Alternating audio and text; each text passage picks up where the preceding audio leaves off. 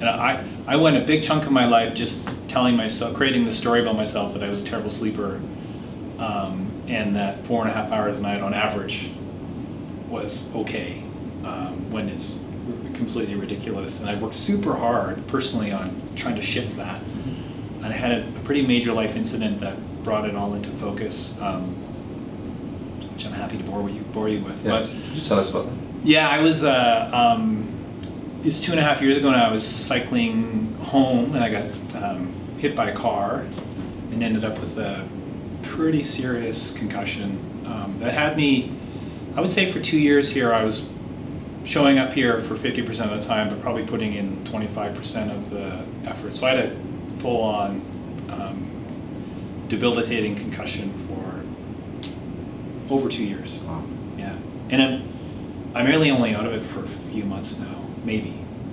So yeah, it was a big thing, and I knew that I've always known that my being on the bike between work and home was a component of meditation and kind of relaxation, and a very selfish yet cleansing kind of exercise for me. It just always made my days better for sure, right? But that whole, how that worked for me became so clear with my head injury, because I would be, it was like living with a super bad hangover for over 2 years. So my brain function would just start to shrink down after, very little kind of effort, or being in a meeting or reading or email would just kill me.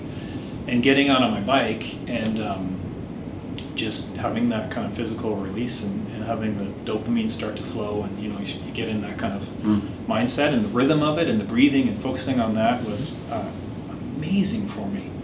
And I ironically, it's how I got injured, but it's also a big part of how I recovered as well. And so that started to relate to my ability to sleep and my ability to kind of really dig into the hygiene issues that were affecting my sleep. Well, don't do email past 10 o'clock, and don't think about this. And when you're laying in bed and you're struggling thinking, can you work on breath meditation? Is there something you could read that would be useful? Is there different things that you could do? So working on the hygiene of sleep and exercise and all that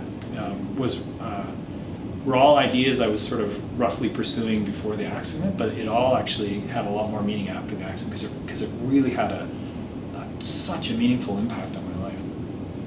Thank you for sharing. You want to flip it over now?